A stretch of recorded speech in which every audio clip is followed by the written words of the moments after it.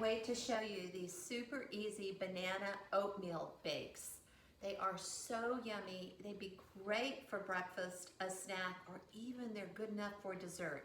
So just a couple of ingredients that you probably already have in your kitchen in the oven, preheated at 350, and they'll be done. Let me show you how to do it. So I'm gonna start with about a cup of mashed banana, and a banana is about half a cup, just a regular old banana, and you do want ripe bananas. So here we go. There's one. Oh my gosh, I love the smell of banana. And here's two. And then I'm starting with the banana so I can use my potato masher and just mash those bananas up. So now I've got it mashed, and I'm gonna add in the rest of my wet ingredients. And you'll have the recipe so you'll know exactly how much of everything to put in. But I'm gonna start with about 3/4 of a cup of almond or oat milk. I'm using almond milk today because I haven't used it before. I'm sorry, oat milk today because I haven't used it before. And it actually tastes pretty good. Shada can tell you that it is really a great nutrition powerhouse as well. So there we go. Now I'm going to put in about a half cup of almond butter, 2 large eggs, 2 tablespoons of honey. So let me get that out. There we go. And I'm going to use a teaspoon of almond extract and a teaspoon of vanilla extract. I'm doing that because I'm going to add that almond flavor over and over again.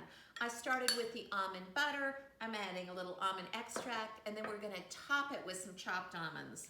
So I can just stir this up really easily. And it's all right if you have some chunks of banana. That'll be a nice surprise in there.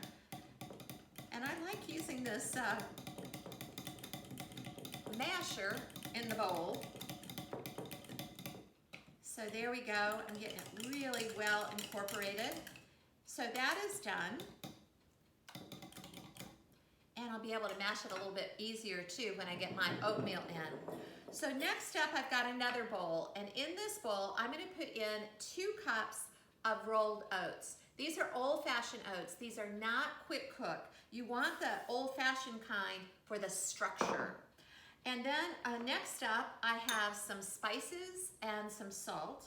I have cardamom, ginger, and cinnamon, about a teaspoon in total.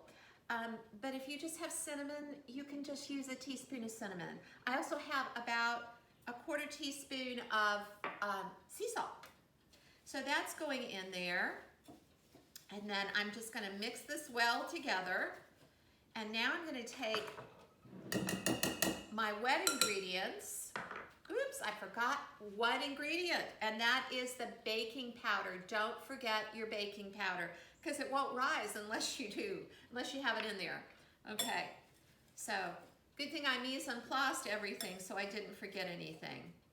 So I'm gonna scooch this out a little bit, and now all I'm gonna do is put my oatmeal mixture right in with my egg mixture, and now I'm just gonna stir it. Now I'm just doing it enough to coat my oats. Oh my gosh, it smells so good, y'all, with that banana and that almond extract. It's just yummy.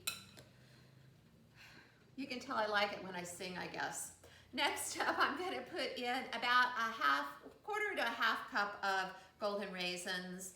I kind of just eyeballed those raisins. I love raisins, and they taste so good in this. You could use any kind of dried fruit you wanted. Oh my gosh, dates would be great in here. And then that is it for the batter. I'm setting this stuff over on the side because I want to grab my muffin cups. Now, for my muffin cups to fill them, what I'm gonna do is get a 1/4 cup measure, because that's about the size of a muffin cup. And so this is just a regular tin. I've got some muffin cups in here, and they don't rise very much. I'm gonna fill them pretty full.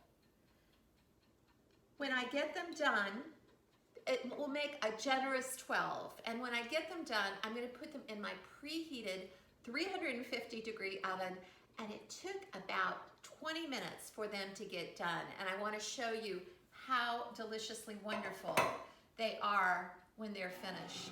So here they are, look at that. Oh my gosh, y'all, they're so good.